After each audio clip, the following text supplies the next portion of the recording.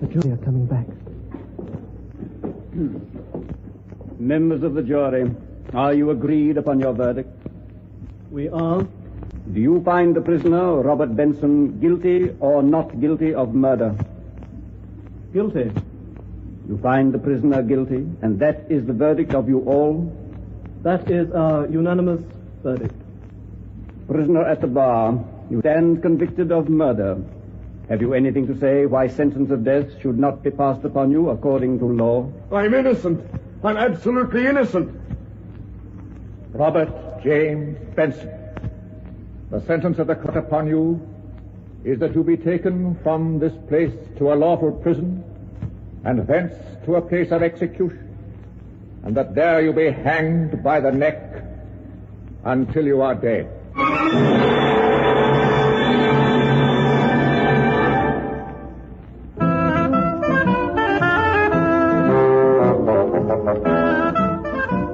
The BBC presents A Case for Dr. Morelle, another adventure by Ernest Dudley, with Cecil Parker as the famous Dr. Morelle and Sheila Sim as his secretary, Miss Frail. Act of violence.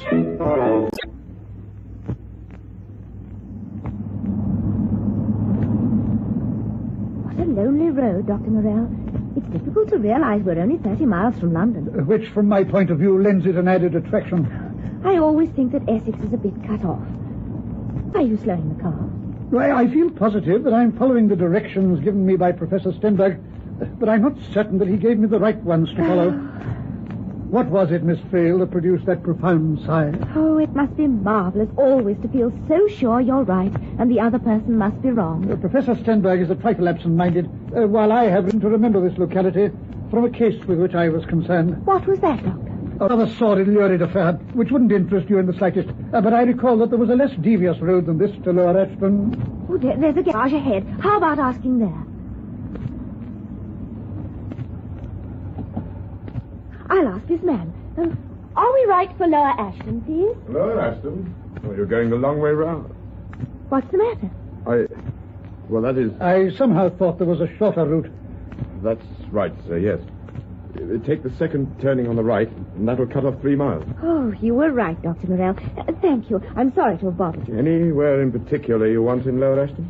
Professor Stenberg's house. Perhaps you know it. You'd have gone miles past there. This other road, you can't miss it. Thank you. Good afternoon, miss. Good afternoon, Doctor.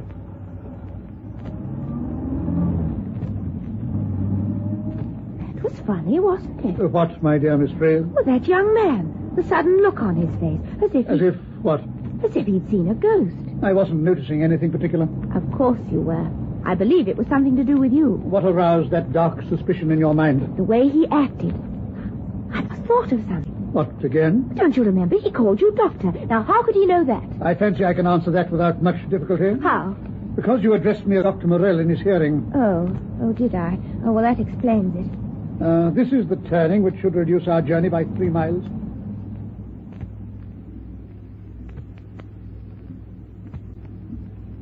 There are more houses now, Doctor. We shall soon be there. I recollect this neighborhood. Oh, yes, that case you mentioned. Look, there's a signpost. Lower Ashton, half a mile. Thank you, Miss Frail.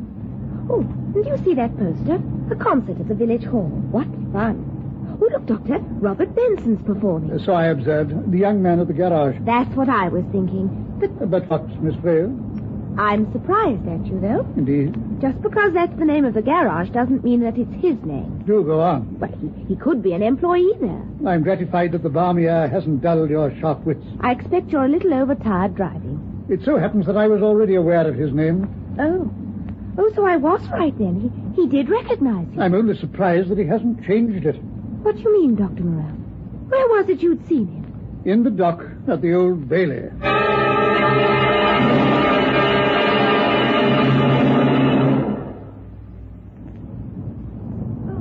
Lovely house, it's, Doctor, with all that garden. I'm glad you're impressed. Oh, that's Professor Stenberg coming down the drive. Hello, Professor Stenberg. How nice to see you again, Miss Frail. Lovely to see you, Professor. Oh, very good of you to come, Dr. Morelle. Delighted, I'm sure. Come in, Miss Frail. The garage is at the back, Doctor. You'll find Staples, my man there. He'll take your cases up to your rooms. I'll take the car round. Oh, it's such a delightful old house. I hope you'll enjoy your stay. I know I will. Come into this room. It overlooks the gardens. Oh, what wonderful big windows. I enjoy sitting here in the evening to listen to the birds. Sometimes at night you can hear the old owl hooting in the wood. Oh, it must be a really wonderful spot. It's most kind of Dr. Morelle to come down to discuss this one knotty problem with me. I think it's lovely of you to ask me as well. But you will want to go to your room, Your suitcase will be up there by now. Staples will have seen to that. Thank you. It is the room directly overhead. There's a balcony where you can sit if it's sunny. Thank you so much, Professor. I'll go on up. Dinner will be at 7. There's Dr. Morelle in the garden. I'll tell him about his room. This way, up the stairs, and turn left. Thank you. I'll go and fetch the doctor. Dr. Morelle, how about a glass of sherry?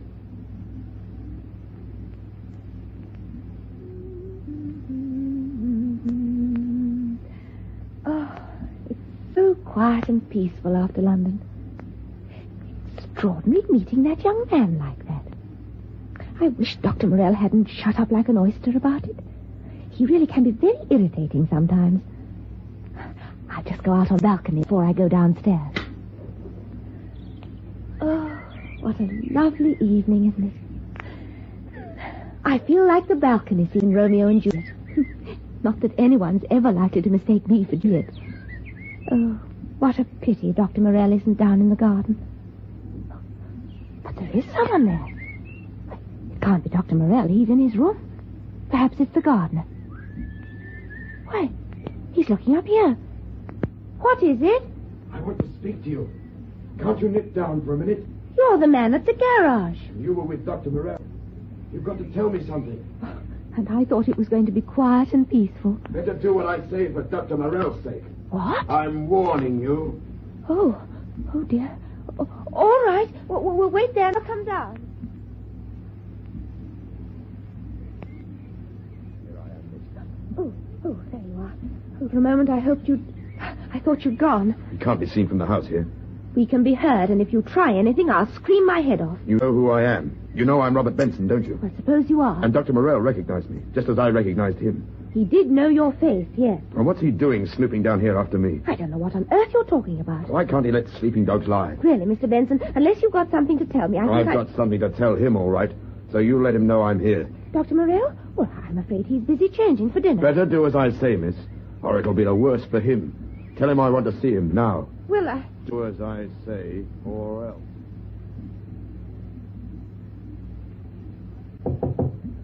Come in. Oh, Dr. Morelle, the man from the garage, he's in the garden. Young Benson? Yes, he insists on seeing you. Does he? He thinks you're down here snooping after him. An unfortunate chance that we should have encountered each other on the way. He seems in a bit of a state about you. Yes, perhaps I should have a word with him. Hadn't I better come with you? Supposing he's got a gun or a knife. I don't think you need have any fears for my safety. Well, if you're sure you'll be all right. I'll go and speak to him. I should have changed my name and gone to live further away. Only changing a name isn't so easy. I had a chance at this garage business. Nobody twigged me. But now you have to come down here. What induces you to imagine that I have any interest in you? Well, you were at the Old Bailey when I was convicted. When they tried to make out I killed that girl. When they subsequently realized that there was a flaw in their case, the prosecution, as much as your own lawyers, were responsible for establishing your innocence. It may interest you to know that I added my voice to those who believe someone other than yourself was the murderer. Then what are you doing here? You're not going to tell me it's a coincidence. Coincidence has a long arm. My presence at Lower Ashton is concerned entirely with Professor Stenberg, and nothing whatever to do with you. You expect me to believe that? Who knows? Your curiosity may yet be satisfied. They'll never get him now. Destiny possesses plenty of patience. Good night, Benson, and I hope goodbye. How does your cigar agree with you, Dr. Morelle? Excellently, thank you, Professor. Oh, they've got a most luxurious aroma. Do you have some more coffee, Miss Frail? No, thank you. I sometimes think of it as a commentary upon human existence. A cigar's aroma is more exciting than the actual flavor on the palate. The shadow that proves to be more alluring than the substance. I think it's the same about the smell of coffee. It's nicer than the taste. Surely what we are discussing is the gulf between anticipation and realization. Another example is the prisoner's dream of freedom.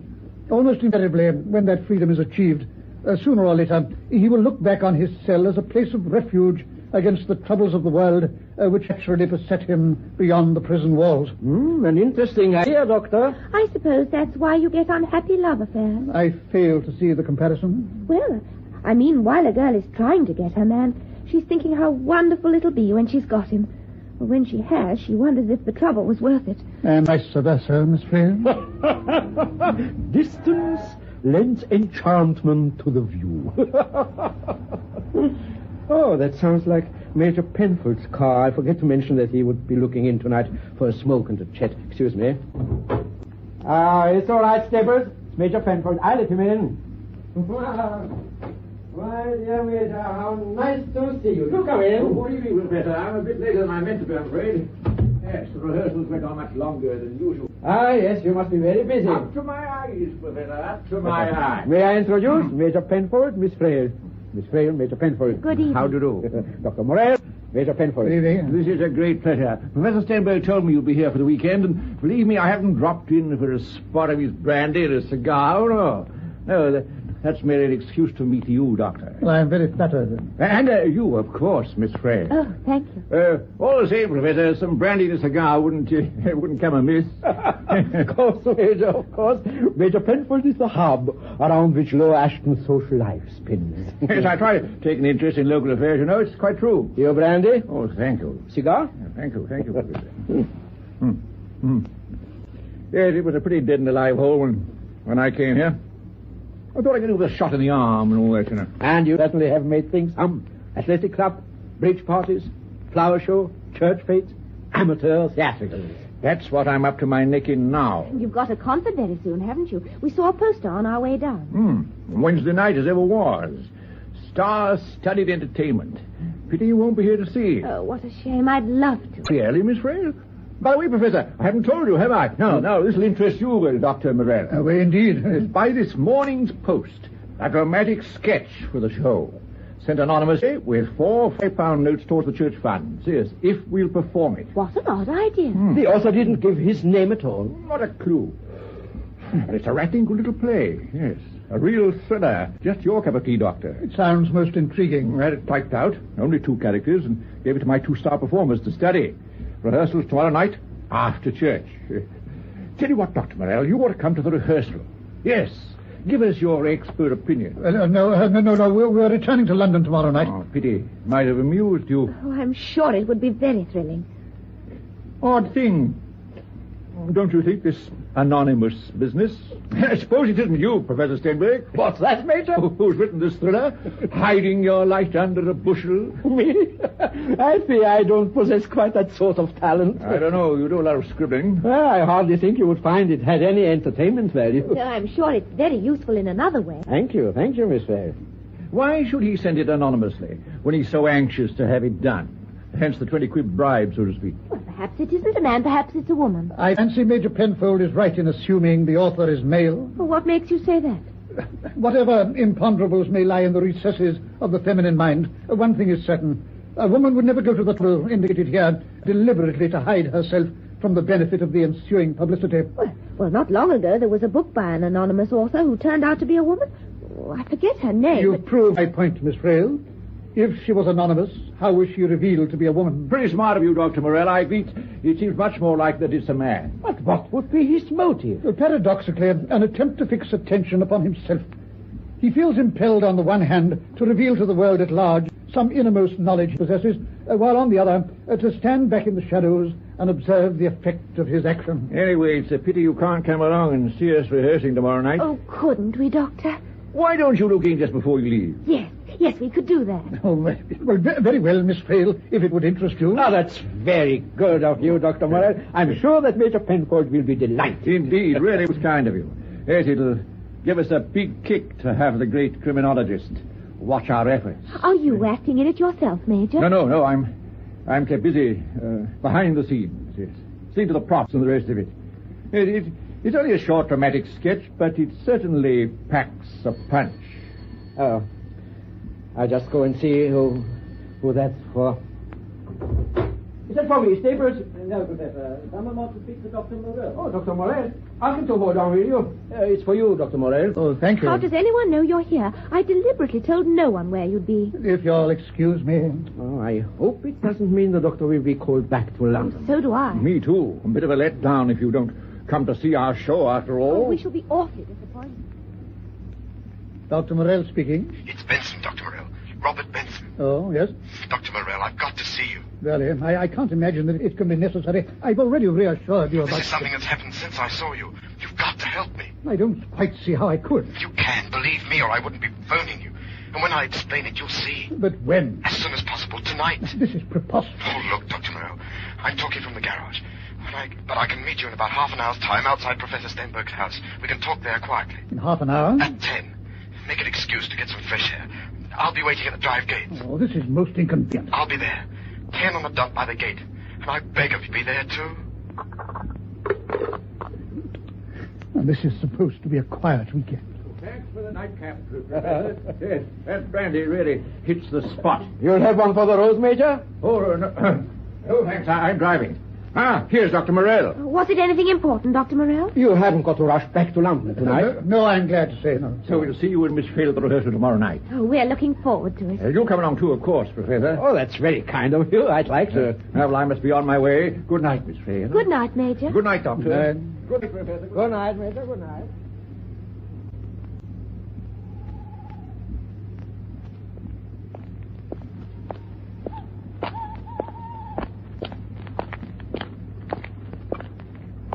Is that you, Dr. Morelle? It is? It's me, Benson. Listen, Doctor. Someone in this town is out to ruin me. I thought I was safe here, but I was wrong. Someone knows who I am, and they intend to blow the gap. Haven't we been into this already? I don't mean you. I'm sorry for the way I talked earlier on. No, this is someone else. Simply because I was accused of a murder I never did. After 2 years, when I built up my garage business and put the past behind me... What evidence have you for all this? It was tonight at the rehearsal of the show for church funds. A dramatic sketch they're doing. You are concerned with the local amateur theatricals? Yes, always been keen on it. But this is a real blood-curdler. And you know what it's about? The murder of a young girl. You mean the plot resembles your own case? Word for word. Practically a replica of the scene between me and her that night. You must bear in mind that dramatic plots are forever being devised by authors. It would not be unusual if one were imagined which would seem to fit the case involving you. I tell you, this has got it off pat. It's uncanny. The place, the time, the very hour. Those details came out at the time of the trial. The author might have been present or read the newspaper reports. I know it's someone who's found out about me and deliberately means to ruin me here so that I'll have to clear out. With what object? I don't know. But listen, Dr. Morelle.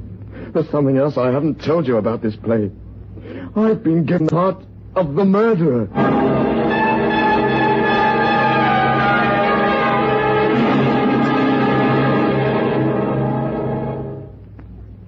Ordinary business, Dr. Morelle. Yes, I somehow imagined it might intrigue you. Where is Professor Stenberg? Oh, he went off to his study for a few moments. He works late, too, Doctor. Quite, Miss Vale. What an odd coincidence that Major Penfold should have been talking about the dramatic sketch. Benson is the only young man in the Dramatic Society, which explains why he was given the role. Then it must have been written by someone locally, who'd not only discovered who he was, but calculated that he would have to reenact his own experiences. That, my dear Miss Frail, would appear to be a reasonable deduction. Oh, what a rotten thing to do. And what for? Various motives offer themselves, but it still might be that which persuades the author to remain anonymous. You mean what you were saying about it being someone who really wants to attract attention to himself? I don't understand it. Man's darkest continent is the human mind, and its explorer encounters vast, arid deserts of inhibition and secret fear. Yes, Doctor. Anyway, Mr. Benson's going through with it and playing the part? That is what I urged him to do. To run away would simply provide his unseen adversary with the satisfaction of knowing that he'd scared him off. To stay and face the consequences might discourage any further attempt upon his peace of mind. You're absolutely right, Doctor, of course. I'm gratified to learn that you are in agreement with me. If he does it, he's very brave. He might also discover who's behind all this. I promised to call at his garage in the morning. He seems to have some notion the play holds a clue to the author's identity.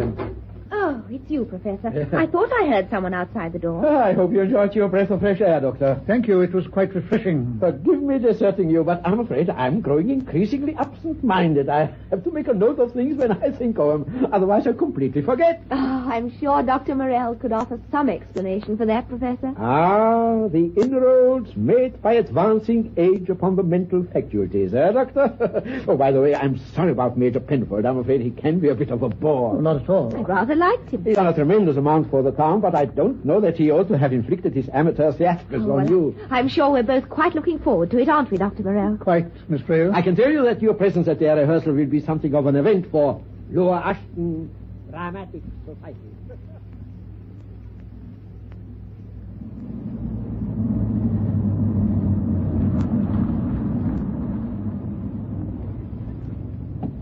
Mr. Benson's waiting for us. Good morning, Dr. Morelle. You've met my secretary, Miss Frail. Yes, we have met. How do you do? Good morning, Mr. Benson. Come into the office. My assistant will take over for a while. Come along, Miss Frail. There you are. There's the little drama, Dr. Morelle. Thank you. Only a few pages, as you see, but they're full of dynamite. Oh, what's it called? Act of Violence. That's a gripping title. It's gripping, and no mistake, in every sense of the word. Just you read the lines before the curtain, Dr. Morelle. Shall I read it with you, Doctor? Yes, go on, Miss Vale. Go ahead. Oh, it's really rather fun, isn't it? Fancy, I've never acted with you before, Doctor. It isn't much of a part for the girl, as you'll see. Oh, no love scenes. Come along, Miss Frail. I'll begin here. You haven't been quite so smart, up to date, my girl. Why do you say that? You've told me you live by yourself, that you haven't any relatives, and you won't be missed until you go back to work next week. But why should I be missed then? You talk as if I'm not going back to work. Do I? How strange of me. Or am I being psychic? What's the matter?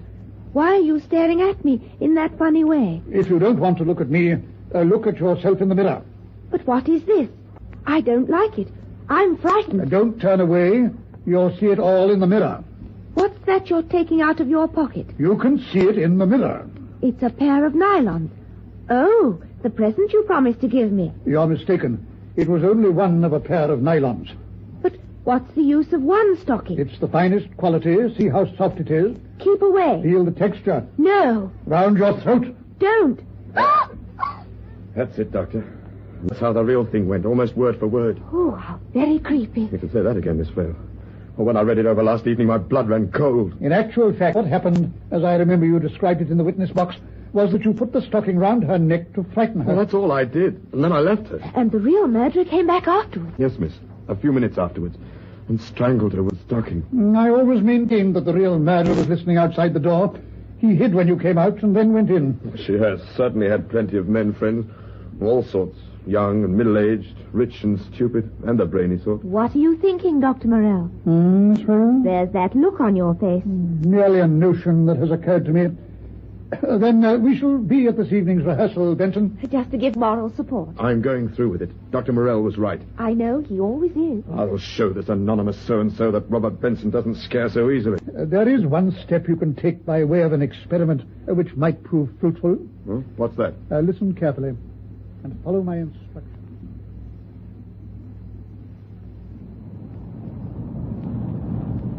Oh, I really can't wait, Doctor, for the rehearsal this evening. It should provide a certain amount of interest. All the same, it still baffles me that anyone could go to such lengths. It is characteristic of the twisted mind to seek to achieve its purpose by twisted means. The author of this play, not inappropriately titled Act of Violence, evidently bears some dark secret in his soul whose weight is proving too much for his conscience. He can expiate his guilt only by making full confession in public. Oh, it's most fascinating in a horrid kind of a way. Oh, there are the drive gates ahead. Oh, what a lovely old house the professor's got. I'll turn the car in here. Oh, and there's Professor Stenberg waiting for us. So I see. He's coming with us to the rehearsal tonight, isn't he? Yes, Professor Stenberg will doubtless be quite interested in what transpires. Hello, Professor. We're back. Hello, Miss Fair.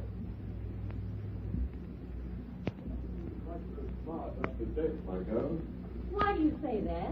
You've told me you'll live by yourself, that you haven't any relatives, and you won't be missed until you go back to work next week. I think you acted the part just as well, Dr. Morelle. Quiet. But why should I be Miss Fenn? You talk as if I'm not going back to work. Joy? How strange of me. Or am I being psychic? What's the matter? Why are you staring at me in that funny way? And I was as good as her. You don't have to look at me. Something's different, Doctor. Shh. There's no mirror. Quiet. But what is this? I don't like it. I'm frightened. Don't turn away. What's that you're taking out of your pocket? You can see for yourself. Oh, it's a pair of nylons. Oh, the present you promised me. You're mistaken. It's only one of a pair of nylons. What's the use of one stocking? It's the finest quality. See how soft it is. Keep away. Feel the texture around your throat. No. Oh! Oh, that's the curtain. What did you think of it, Professor? Very dramatic. Everyone will be hanging on to their seats on Wednesday night. But the ending is a bit different. Dr. Morelle, where are you going? A word of congratulation to Major Penfold. He's bound to be at the back of the stage, running the show. I'll find him. I'll stay here and keep the professor company. Yes, do that, Miss Vale. Thank you, Miss Flay. Are you looking for someone? Major Penfold. Oh, behind the scenery on the other side of the stage. Thank you. And may I congratulate you on your performance? Oh, how very sweet of you. Hello, Major Penfold. Dr. Morelle. May I offer my congratulations to you? But you appear a trifle agitated. Of course, the whole thing was ruined. Indeed? The mirror. There was no mirror. He should have strangled her while she was looking at him in the mirror, and it wasn't there. Was its presence so important? Don't you understand? That's what really happened. That's why I wrote it. That's why... Oh, my heavens, what do I say? Nothing that surprises me, Major Penfold. You mean you knew? You knew all along. It was evident that the anonymous author was someone living locally. I had already reached the conclusion that he felt an obsessive urge to confess some deadly secret. From my own inside knowledge, it became obvious to me, moreover, that the author knew a little too much about the Robert Benson murder. My head's spinning. I must get some air. The position of the mirror, that was something which no one but the murderer could have known. I must open the door. It was to be your fate to come here to live, to encounter the very man who might have hanged for your crime. You can't prove anything. Leave me alone. Your conscience will never let you rest. I can't breathe. Let me get some air. Oh, there you are, Dr. Morelle. Well, what did you think of it? Most satisfactory. You followed my instructions to the letter. Oh, was that Major who went out? He was in need of a little air. Well, where's he going off in his car? What the devil, we've got more rehearsing to do. You needn't trouble yourself about acts of violence. It was a case of one performance only. He's driving at a lick. What's come over him? He's stepping on it. What were you saying, Doctor? Doctor, oh, there you are. Hello, Mr. Benson. Where's Major Penfold? Well, he's just driven off in his car as if the devil was on his tail. What's that? It's the Major. He smashed his car. That flash in the sky. It's caught fire. You can see the flames. You saw the crazy way he drove that car, Doctor. Yes. You think he did it personally? Dr. Morelle, what's happened? He did. Major Penfold deliberately drove to his death.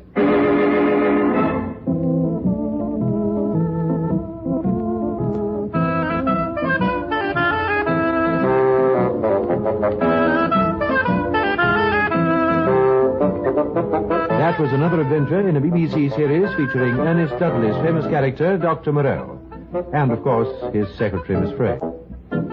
The artists taking part were Dr. Morelle, Cecil Parker, Miss Frail, Sheila Sim, Professor Stenberg, Martin Miller, Robert Benson, Trevor Martin, Major Penfold, Rafe Truman, and other parts were played by Will Layton and Louise Gainsborough.